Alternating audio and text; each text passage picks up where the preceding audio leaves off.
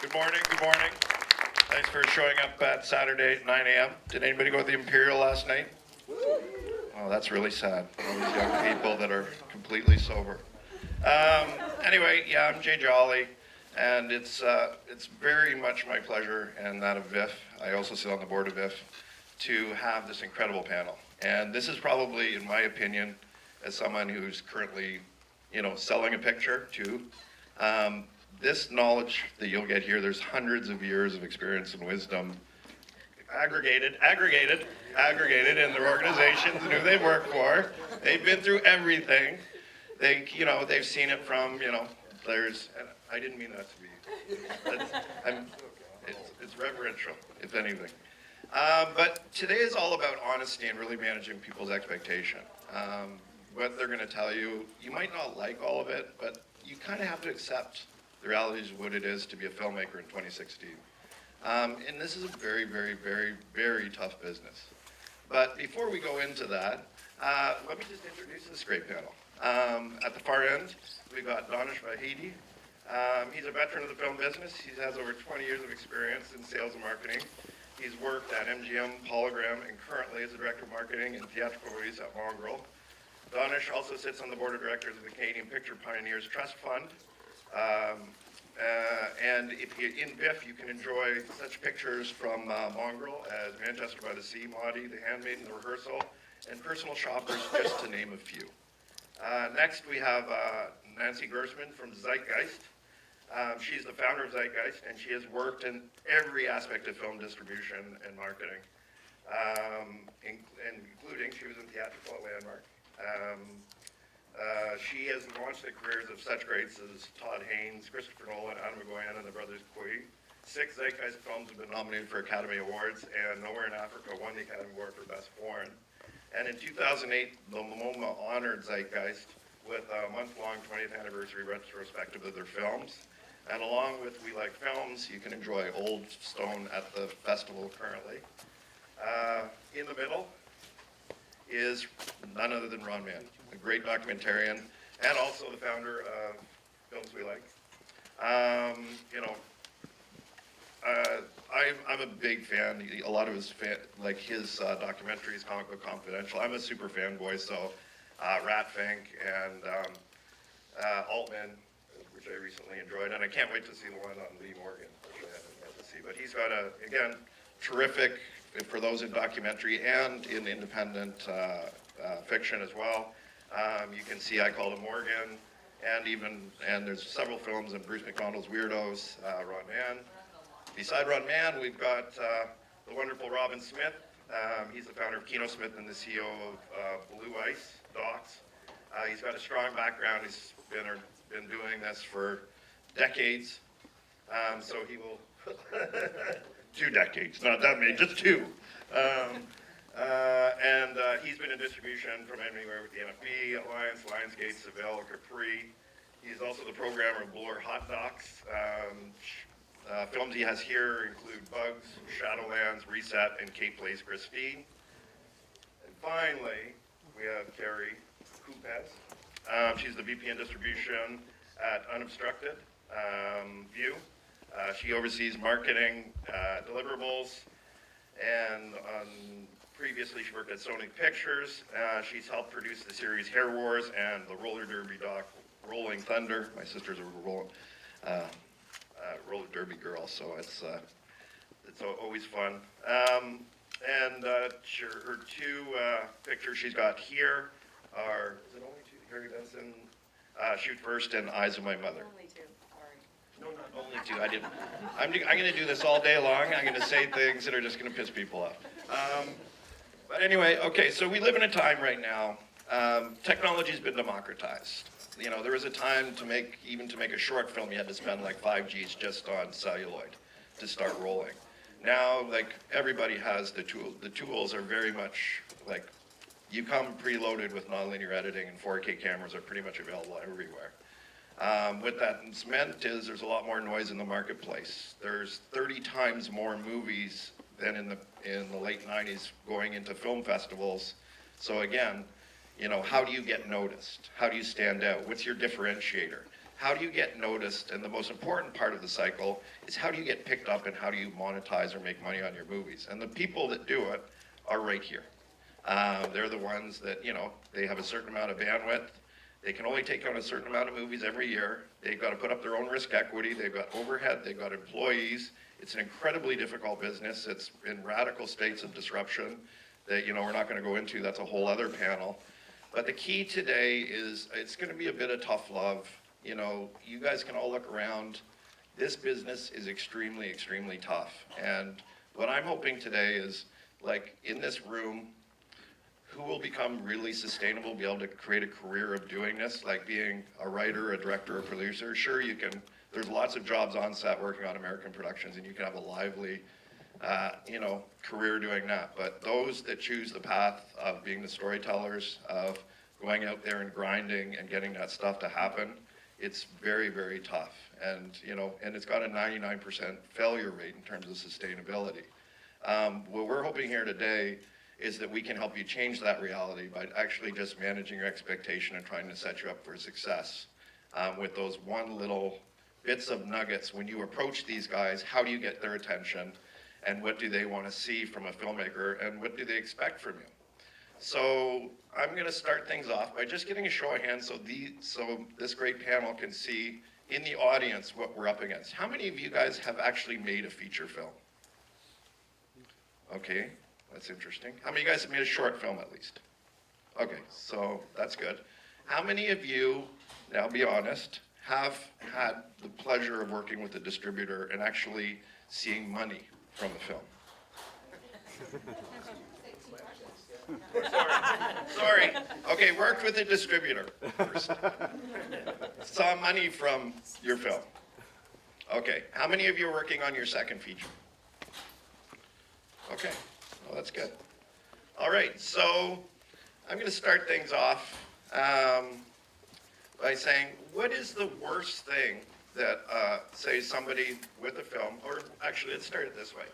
When do you guys, just to get a sense, when do you guys like to see a film? Do you guys like to be part of a film from the very beginning? Do you want, like, a producer or a filmmaking team to come to you with the script, an idea of packaging, the creative?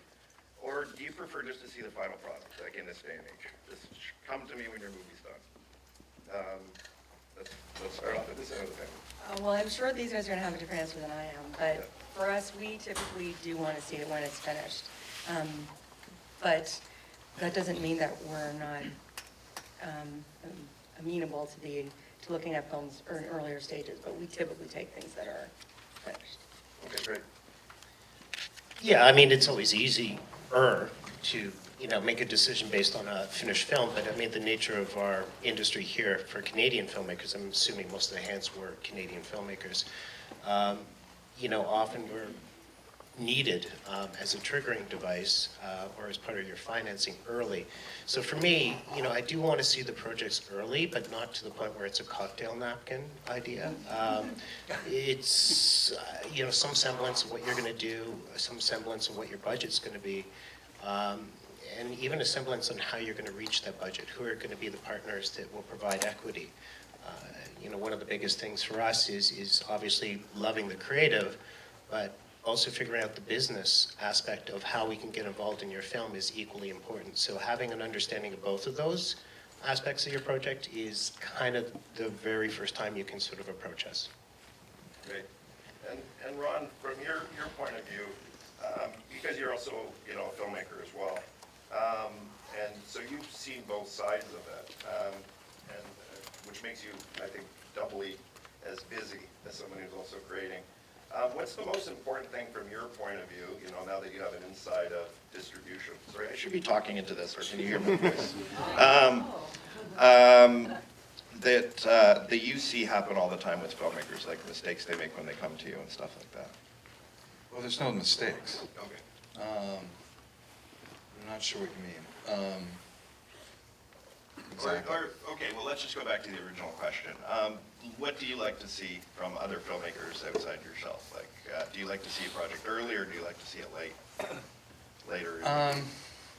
I would say 90% of the films are completed that come through the door. Okay. You know, a lot of friends who make films here, so I try to help them out. So we're working with Ingrid Vinegar on Porcupine Lake, where we invested, I didn't even read the script, I just wanted to support Ingrid. You know, a lot of on the doc side, we work with, early on with iSteel, films with Dan Cross, and also with Primitive Features. And we usually, because we've been doing it now for about 14 years, there are a lot of filmmakers that we supported early on with their films, and we want to support their second films, because we are, you know, we're kind of driven that way. And in fact, it's not even about the film sometimes, it's about the filmmaker. No, that's and that's an interesting point. It's something that, you know, often an investor says, we invest in the entrepreneur, we don't invest in the idea. So is that something like with for me, it's about the filmmaker. Yeah. I mean, it's just like, you know, I didn't read Ingrid's script. She, you know, she just told me, you know, what it was about, and I said, okay, sure. Right on. Because I really wanted to support her. And, you know, there's a lot of friends of mine who, you know, just make movies, and we're in a position to help them by, you know, getting their films out there. I mean, we can't do that for everyone, but I mean, it's just, but it does that, it's driven by the filmmaker, and it has nothing to do with even the subject matter or whatever. Like, I just don't consider the, you know, there's a demographic, what's that? Like, I have no idea what the demographic, you know, like, I don't, like, it's not in my nature. Yeah.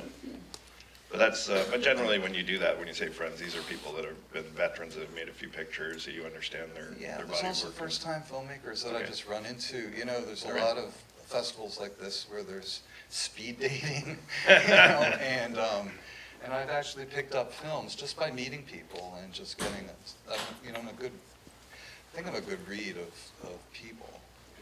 And so and usually, yeah, we find projects all the time through just, you know, cold calls or just long relationships. That's great.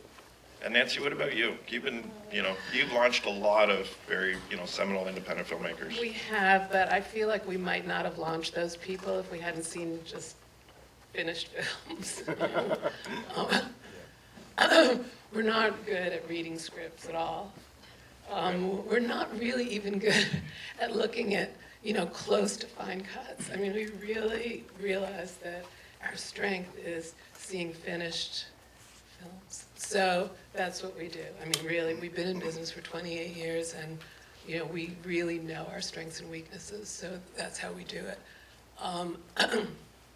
You know, like everything, it's been trial and error, but, you know, we've really come to that conclusion. And, oh, that's great. And Donish? With Mongrel, we definitely look at the finished product on the whole. Like Ron was saying, that it is about relationships that we have built up with producers and filmmakers, but it's that relationship that, you know, we will take chances on their second film and third film.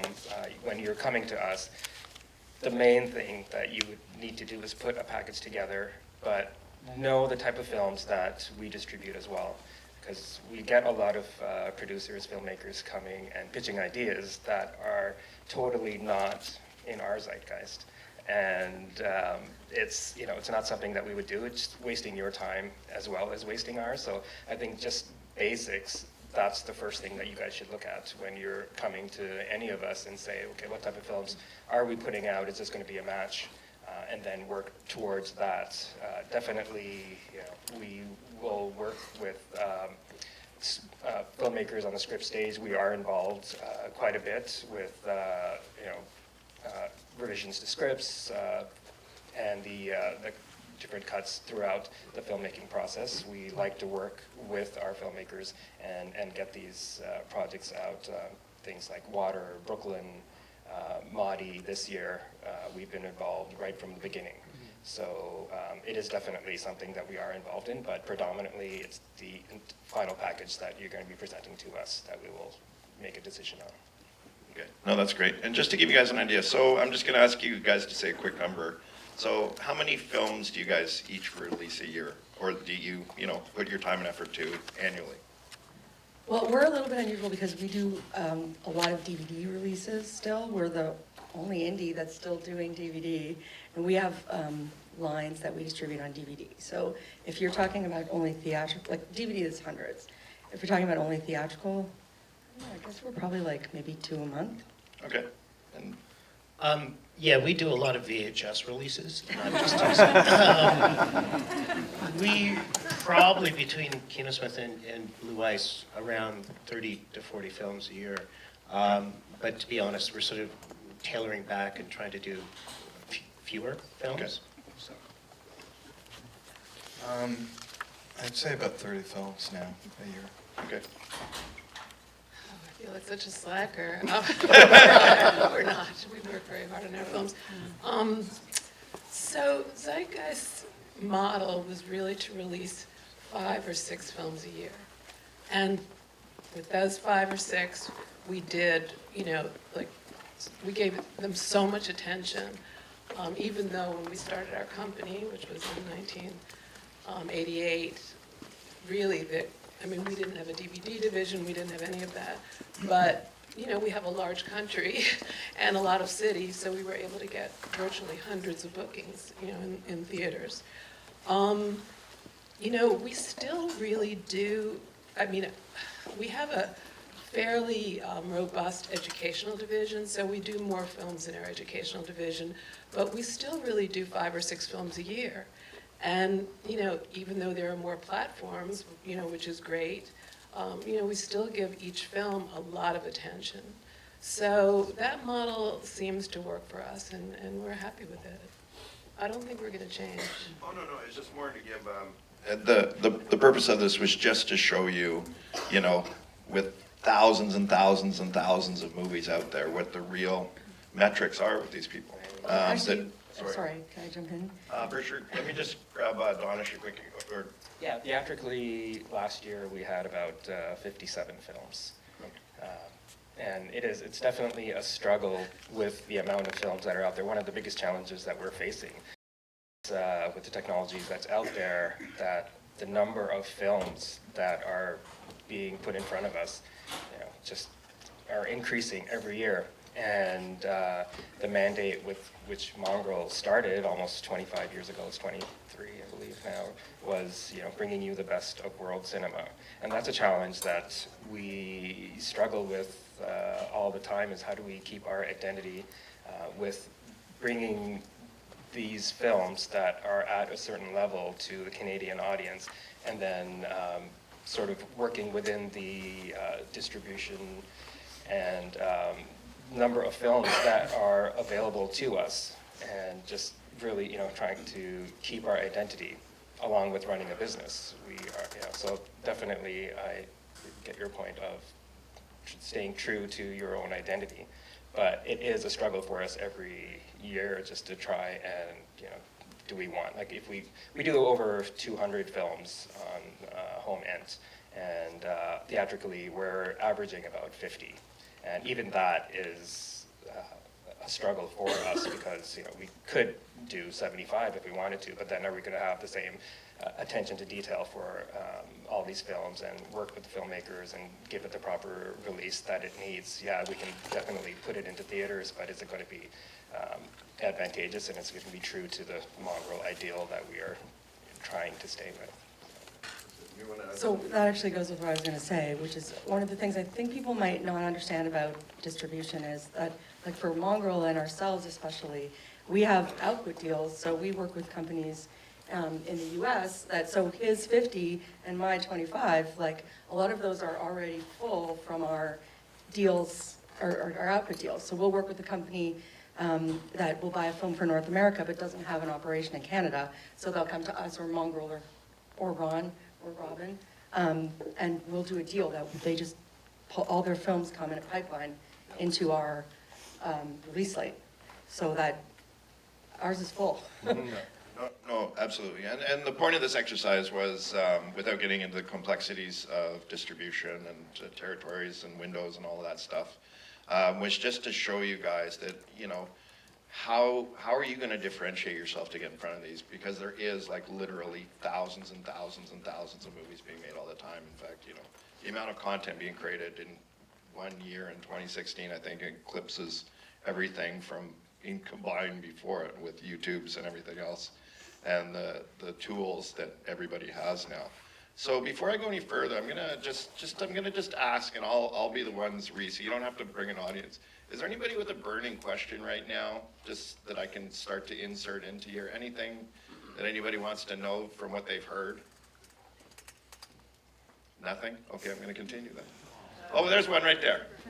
Just one, just make it quick. Okay, hi, David LaValle, White Gold Productions. So I have experience of working with distributors, 2 different ones. So one was really, really good, and the other was, whew. Okay, well, what's your question? So the question Please is, get to the question. in terms of if a filmmaker comes to you with sort of, you know, I want a really diversified portfolio of different distributors, I want short windows. How does that work within your business model, or does it work?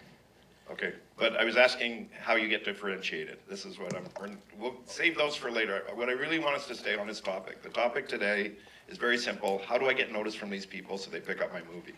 So let's stay away from the technical questions, and let's not talk about creative and artistry or anything. Like, okay, I'm gonna throw a question out there. Is it important for me to know who my audience is for the film? Yeah. Okay, no, that's great. Let's start with Ron, because, no. Okay, I mean, please. you can have no, I mean, Unlocking the Cage, you know, demographic, animal rights, VA Pennebaker, nobody went to the cinema to see the film. You know, you can do all the analysis you want about demographics, you know, doesn't matter. So in my opinion, it doesn't matter. Okay. I'll release the movie because I'm a fan of D.A. Pennebaker. Yeah. Pennebaker and Chris, but I'm not I'm pretty odd in this group. And I don't really care, you know. Like, you know, I'm a fan of cinema, Yeah. and I support that, and sometimes out of my own pocket. But so all of those analysis and systems and whatever, it doesn't matter to me personally. It probably matters to other people and all the people who put money in it. I don't give a fuck about it. But I'm gonna push, and this isn't a pushback on you, Ron, but one of the things I really respect about you is you have an incredible brand, and you really make films for people like you. Like, you're an incredible fan of the stuff that you put into it. And as a filmmaker now, like, I believe that you're a comic book nerd. I believe that you're a music nerd. And so, music nerd. no, but naturally, what I'm We were saying playing is, Dion earlier. but okay, so for instance, in your documentaries, I believe that you know that there's a lot of people just like you that love this kind of stuff. That you know you're going to make a documentary when you do it, that it's going to be enjoyed by people. There is a feeling that there's people like you out there. I guess my flip side is someone that's making a film that they're, you know, it's maybe a little bit more esoteric. And again, when you have thousands of movies in front of you, is it help that I believe that you're a brand unto yourself, like just by your body of work. I believe that you've created an incredible fan base. If I see a Ron Mann movie, I'm probably gonna see it. Like, just based on that thing that you created, and hence all those things. So all I'm saying is, it's, well, anyway. I'm actually- But okay, let's move along. Let's move along. Question also in 2 different ways, because that's okay. Okay, just in terms of a filmmaker understanding their audience, I did have an experience, and I was telling our filmmaker, Waldstone, this last night, that we had a film, it's a Canadian-Chinese film, Up the Yangtze, and the filmmaker, Yung Chang, came down to New York to do publicity for the film, to try to really do some grassroots publicity for the film. You know, he's a fantastic filmmaker, fantastic guy. He really, you know, seemed to know his audience. You know, he worked super hard on the film. The film had a very good theater in New York. And when the film opened, and it got a pretty good review, we were it did okay, it did fine, but with all the work that he had done, we were a little bit surprised that it didn't do as incredibly well. But he had really targeted his audience. He really thought he knew his audience perfectly. Then we found out after doing some bookings, and we had a weird booking in San Diego, California for some reason, which is a city where we hardly ever play, that San Diego had a huge gross, huge box office. And we were like, up the Yangtze in San Diego, California, we didn't get that at all. It didn't have a big Chinese community. I mean, really, there was just no reason. And then we found out from the manager of the theater that the people who were going to the theater were going because they had all gone to Yangtze cruises, on Yangtze cruises. It was a very rich community. They'd gone on Yangtze cruises and they really wanted to see the movie. So there was no way that the filmmaker or we would really ever know that that was the way to market the film. So that's one story. The other story is, that I teach a class in distribution in New York, and I find that filmmakers who, it really is like, you've made your film, now what? And I find that filmmakers really, they do need to know their audience, not in the way of, what we just talked about, but really more like, what type of film am I making? Am I making a film that's going to appeal to a theatrical audience? Am I making a film, sorry, I'm losing my voice. Excuse me. That's going to appeal to a educational audience? Is it possible that it's just going to be like a SVOD? What is it? What is it? So I do think that people need to know, to some extent what that is. And I actually like the precision of, so when I said, do you have a fan base, it actually is know your audience is a better way to phrase it for sure. Yeah, I'm going to jump in because I think that's really well put, Nancy. I do hate the concept, the dry analytical concept that Telefilm and other funders make filmmakers go through on breaking down your target audience on the demographic, the gender, nationality, psychographics. But there is a little bit of logic in regards to understanding who your audience is, where they are, how they consume product. Because when we look at a movie, it's first and foremost creative. I mean, if we're not passionate about the creative, we're never going to get involved with the film. Secondly, there has to be a business model. But more importantly, the third part is the expectations of the filmmaker. If the filmmaker has made an experimental Michael Snow movie, but is expecting it to grace 100 Cineplex screens across the country, as much as I may check the box on the first two, I'll walk away because the third one is either unrealistic or B, I'm not the person to do that. So that, in the first presentation on a filmmaker presenting a film to us, is really key. So knowing what your expectations are and having realistic expectations of what your film is. Is it an educational film? Is it a theatrical film? Is it a VOD film? And not necessarily defining it as being such, but at least having a basic understanding of how that's going to fit. And also how that's going to fit in regards to how you financed your movie. I mean, if one of your priorities is making your money back because you've maxed out every credit card under the sun, that's equally important for us to know. So that, I think, has to be communicated to us in the same point that you're pitching, not necessarily the same point you're pitching creative, but having that sort of concept. But, throwing a demographic plan down of where the audience is and certain locations and groups is really helpful, but it's not going to be the most essential. Sure. So who else would like to jump in? Yeah, I mean, just putting my marketing hat on, knowing the audience is definitely something that, we always emphasize, and not in the sort of packaged goods industry numbers, analytics, but just the example of a genre film or something like that. If you're doing a sort of targeted film, that you're taking away from everything else that's out there, and you're targeting that one sort of particular film lover. And I think when you're approaching us, I mean, what's going to get you notice us with us is that when you're coming to us and you say, yes, there is a, here's a particular audience that I'm making this film for. Whether they're going to show up or if it's going to be a totally different audience that shows up afterwards, that's something that we'll work with you and try to find. I mean, that's our job as marketers to find that audience with you. It's not our job to make this film. You guys are crafting these films, and it's our job to work with you to find this audience. But yeah, again, like what everybody's saying, the expectations that you have for these films are definitely going to shape the type of release that we will have for these films, and that's something strategy that we discuss right at the beginning when, if we decide to work with you.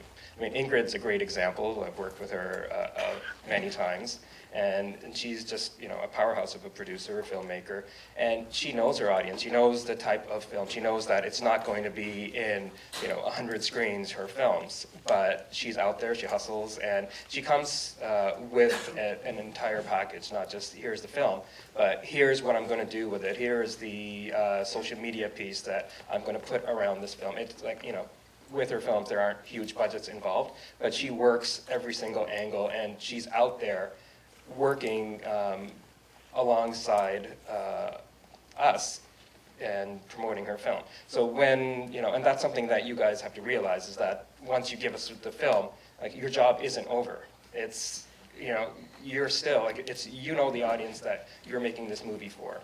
And you guys are the experts. You've been, spending 4 years, 5 years, 10 years on this project, and so you have to work with the distributors on every single level to help us achieve both our goals.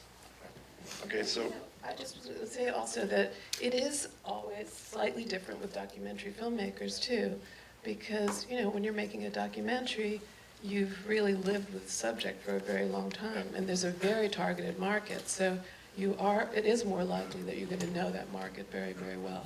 Yeah, and just to conclude on that, I mean, when I first started out, we were doing a lot of fiction and nonfiction. Over the years, I've gravitated to nonfiction more so than fiction. And part and parcel is exactly that, it becomes a little easier to figure out where the audience is. I mean, if it's a documentary about a certain subject, you can connect it almost immediately to at least some champions who are going to be behind that subject right off the bat.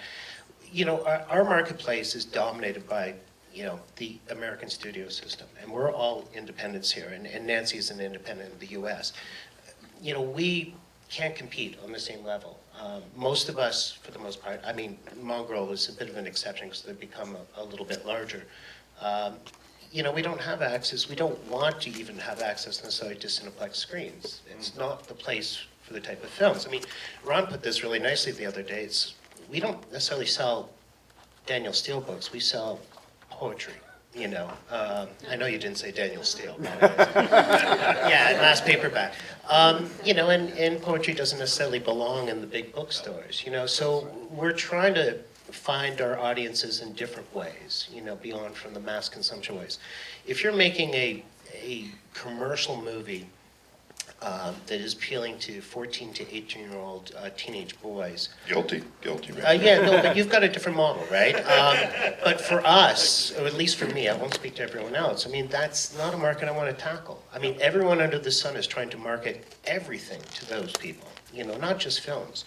And you need so much money and attention and noise to break through the noise, to get their attention, that, it's unequivocally kind of a lost leader.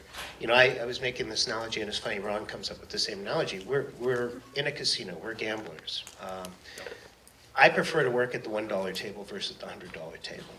And it's not to say that I'm being cheap, but it's just everything we do, there's a risk involved. And we want to mitigate that risk as best as we possibly can. So to go out and spend $100,000, $200,000, $300,000 on a small independent film, a Canadian film, let's face it, even Passchendaele, in the grand scheme of things in the North American market, is a small independent niche movie. Doesn't make sense for me. So that's another thing to keep in mind. I mean, if you have a film that does appeal to a larger audience, then talk to Jay Jolly, talk to E1, talk to possibly Mongrel. We're not at the $100 table just yet. You're at the $50 table. But can we admit we all have a gambling problem because we're in this business? Okay, so Carrie, let's talk, one thing that, has come up is the idea of hustle. How important is hustle for a filmer? It used to be, you could make a movie and you could hand it off to a distributor in the grand old days of Blockbuster and AFM, and, it didn't require, the filmmaker went around and did like, the dog and pony show, but in today's age, when you have, all of this disintermediation, there's never been so many people connected at such a massive scale. There are direct-to-consumer routes people can take. We won't talk about Netflix and the red tide and all of that, but for you, how important when filmmakers come to you is that idea of hustle, that they're out there and they're ready to put that 2 to 5 years in to help work with you to grow that thing? Yeah, absolutely, it's important. It's like what Robin was just talking about, like, and Donish, like, you need to know who your audience is, you need to know how to get to them, and you need to be hustling. I think one of the things that's important too that we haven't talked about yet is casting your film. The cast of your film, if you have people who have social media followings, people that can help promote it, that makes a difference. It's helpful. Yeah. So if a filmmaker said to you, like, I don't have a Facebook account or I don't have a Twitter account, I'm the artist. Is that still work in today's world? Well, I mean, it depends on the film, I think, Sure. and the situation, but, and for like a mongrel probably especially, we keep talking for you. They have their own machine, and well, we do too, but it's not quite as big of a machine, and that we can plug it into, or they can plug it into, and you want that as the distributor to be able to. Okay, no, absolutely, and again, it was just, I'm just trying to find some nuggets here to throw to you guys. Okay, so, Base, let's take a little pause here and let's, okay, again, I'm gonna be really strict with these questions. Remember what the thesis is today. Please don't introduce yourself, I just want a really great question. Thank you. I'm just curious because I'm hearing a lot about targeted marketing and genres and specific, but sometimes what makes independent filmmaking interesting is that it's a mishmash of genres because we're new filmmakers. So how do you deal with movies that you've seen that are like that, or do you pick up those kinds of movies, or you actually go directly for the Okay, targeted? so what's your question? More specifically is, indie filmmaking sometimes is a mishmash of genres, and how do you deal with that when you are a distributor? Okay, can you give me an example? Like, are you talking high concept, like you're doing a horror comedy, or? Yeah, something like that, for sure. Okay. All right. Just Who would never like to use the tackle word that dramedy. question? Who would like to tackle? Never used the word dramedy. I hate that word with passion. Forgive me on who said it, maybe it was Donish. I think it's, the first thing is to look at each distributor, what they release. I think almost every film nowadays is a mishmash of a genre. I hate the genre coming of age, but ultimately every movie is a coming of age movie. So I think it's just looking at the catalog, knowing who you're trying to sell your film to, and presenting it as such. I don't think any of us would be shy about a mash of genres. I mean, we all have those type of films in our catalog.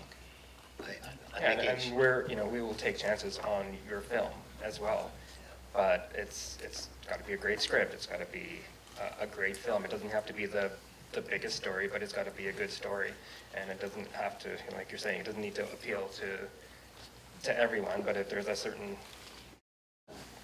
demographic that it does appeal to, that's what we're interested in. Ultimately, we want to have great films and work with great filmmakers. And so the genre thing or type of film or anything like that, yeah, it's definitely, the more esoteric it is going to be a harder sell for you, because how are you going to describe it to us? Like we usually say, give us, one sentence on your film. Are you going to be able to do that for us?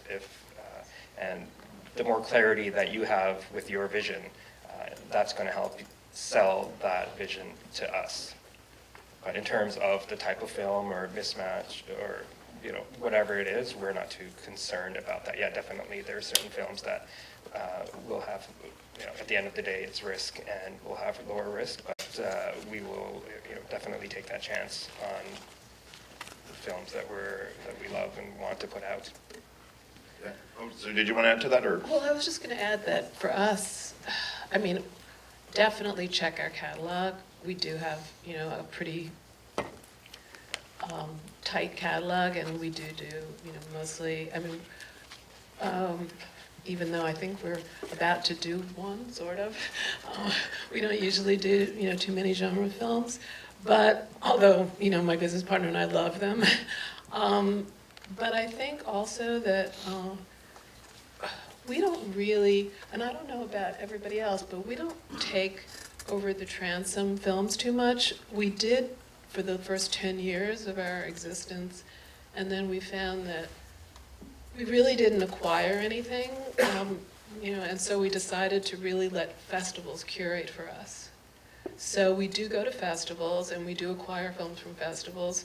We also acquire films, from trusted sources like sales agents and things like, and people like that. But, it is really hard for somebody, an individual, to just, send us an email saying, I've got this, please look at it. So yeah, that's great. So so one thing I'm hearing right here is, and it's something that, and I experience it too, because, we do have a little mini studio, and we love working with new filmmakers as part of our process. The most important thing you guys can do, especially because, there's a lot of people knocking at these doors, is to please research the people and the companies before you approach them with a cold pitch. Look at their portfolio of films. Look at what they're, what they put out in the past, what they're good at. Like coming, to you with like an extreme horror film probably is a waste of everybody's time. So one of the things you can do that I believe as, an independent filmmaker is really be tactical and really be laser focused on how you approach these folks, so it's a meaningful conversation and that you can walk away with, there might be some traction with you. Okay, I'm gonna ask for another precise question. Precise, remember, right there? I actually have a question. Oh, sorry, And I've got sorry, the I didn't mic. see your hand, please. As a producer, I sign with you as my distributor for a fixed term, let's say 7 years. How do I keep the love and excitement for my project in the front of your mind? Because I know you get inundated with a ton and then mine gets shoved to the back. Tell me about that little love relationship. Okay, but wait a sec, the thesis is how to get noticed, not how to keep going. Well- Do you have something that's more? All right, okay, I'm trying to get, okay, sure, fine, let's go. I like the analogy because, I always use the concept of working with a filmmaker as being a marriage. And, if you're not getting along on the first date, then don't get married. But, that being said, it's an interesting question. I think, now that I'm dealing with a lot of documentary filmmakers, there's a lot that live, breathe, eat their subject matter for 25 years, and, I think it's always about sort of having conversations on a regular basis of what's going on with the film, where it's going to go. But I also have to say that, come year 4 or 5 of our 7-year deal, if you're phoning every other week wondering why we're still not exploiting your film, and I use the word exploiting because that's what's in the contract, it becomes a little kooky crazy, and I realized I might have gotten married to Glenn Close. But, I also get it, because it is a passion. But that's something that's always a conversation right on the first date onwards. Knowing the term that we're going to be working with you and brokering the rights to your film. It's just really about having a constant conversation about what's going on. What do you want to see happen with the film? It gets back to the expectations again, at least for us. But yeah, I have films in my catalog that are almost 10 years old that, yeah, I still have filmmakers wondering why it's still not going here, there, that. And there's also has to be a little perspective of the reality of the marketplace as well. So what do you think the life cycle of a film is right now? Just, I know it's like how long is a piece of string, but when you get a new film in, there is a life cycle to a film of when based on your bandwidth and the new content you come in? It varies from film to film, but, essentially, you're going to see the majority of the business in the first year. Okay, so that's great. Okay, let's grab, anybody else want to add any bit to this, or? Yeah, I mean, there's a long shelf life depending on the film. I mean, we're releasing a lot of films. Like, we're working with Janice right now on re-releasing Tampopo. And the technology constantly changes. So now we're doing 4K restorations of films. I'm doing a restoration of Hockey Night, which was a film from the 80s. I'm doing a film that I made that was 4K, because there's going to be a new life cycle for those films with 4K. And, as Ron says, just to continue, who knows what platforms there are going to be in the next years. I mean, it's important. And I really like the idea of having your film with one distribution company for, quite a while. It's really, if you're happy with it, if you're happy with that distribution company at all, then you should be continuing to be happy with them. They should, be reporting to you what's going on. You get your quarterly or half-yearly reports, and, hopefully there are new technologies that'll come along and it'll really... And new outlets, like Amazon Studios is going to be here, but I'm sure next year. And We know Janice, Netflix and- it's called Filmstruck, which was just announced last week, is going to be in Canada eventually as well. So, I mean, these are more platforms on the VOD side. Yeah, but everything is not going to make that transition. Of course, Like, I don't want to be a Debbie Downer, but, when my vinyl switched over to CD, not everything, And now back to vinyl. and back to vinyl. Yeah. I didn't lose my vinyl.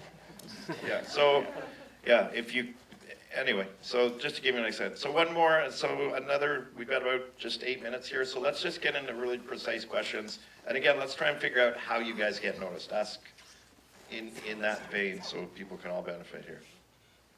Yeah. With first-time feature film directors, how much of a factor is what they've done before that point, be it music videos, short films at festivals, stuff that will build up an audience for them, or do you look at the first feature as kind of step one? Karen, do you want to take that? Well, I think, I'm sure these guys do too, especially with first-time filmmakers, we spend a lot of energy, managing the expectations and sort of explaining the realities of the market.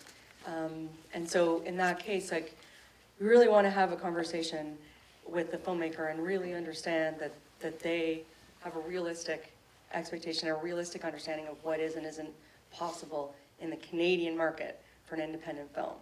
Because there's not a ton that is possible for a Canadian film and a Canadian independent film in this market. And really understand that they understand that and we're on the same page. Because like Robin said, we're getting married. And I guess they've never been married before, but we're.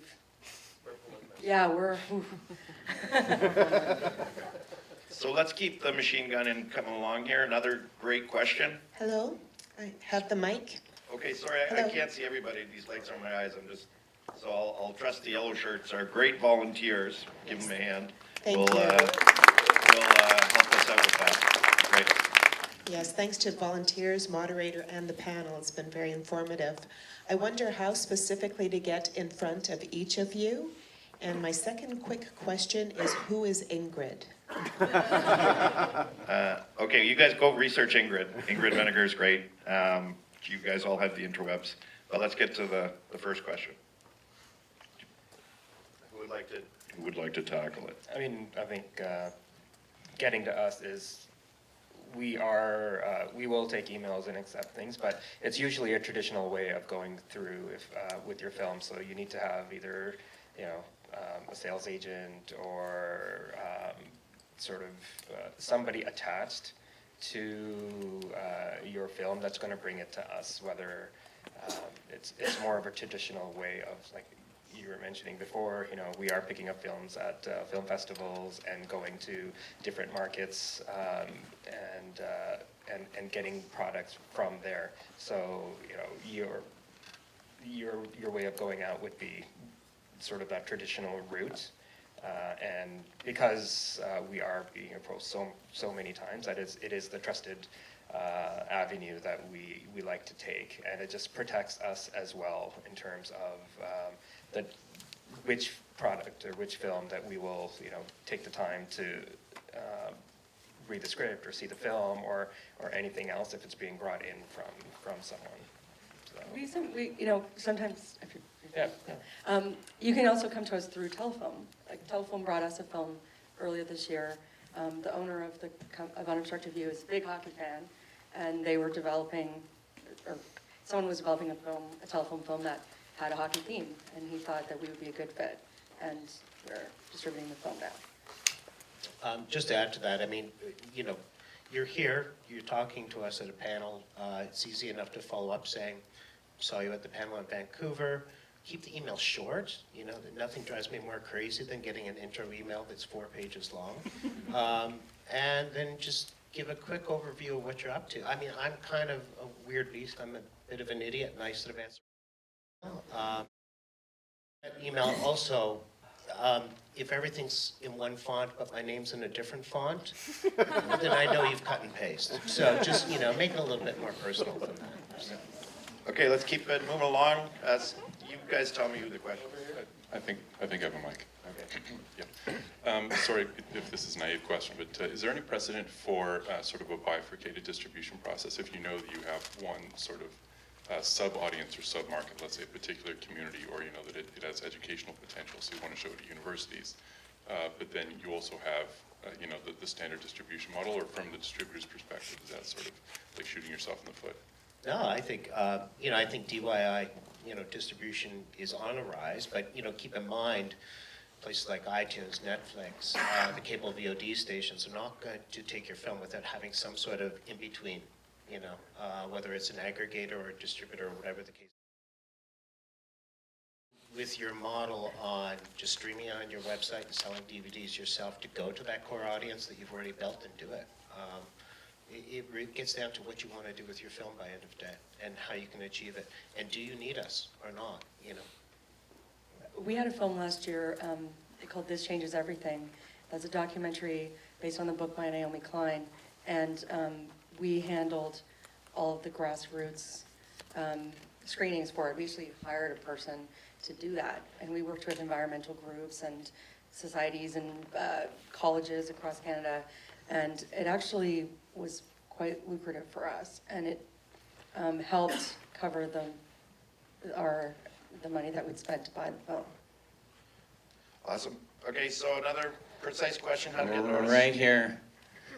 Do you ever, you guys always talk about seeing a completed film, what if someone has had YouTube success? Do you ever get involved? I have a short film that's got 10 million views on YouTube. And would you ever, and I think it has potential to be developed into a feature. Would you ever look at that and say, I'd like to get I think you done Ron's interest right off the bat. I think the answer was Jesus Christ. I mean, I produced a series, I produced a television series based on the same thing. It was called Puronage, which was a hit on the web. And then we turned it into a television series because it had that kind of an audience. So I get it.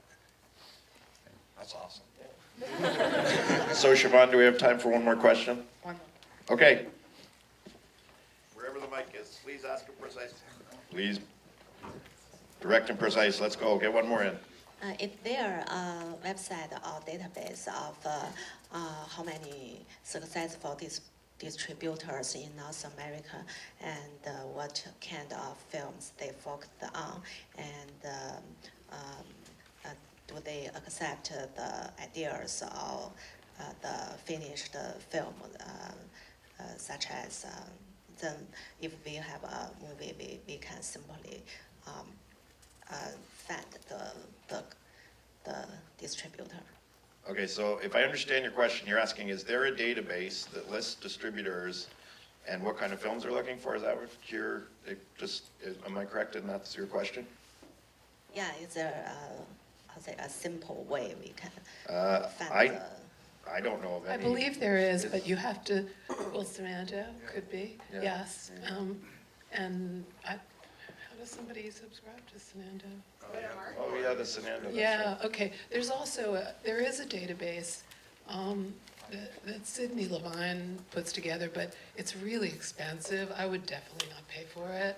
I would just, I mean, I would read Variety.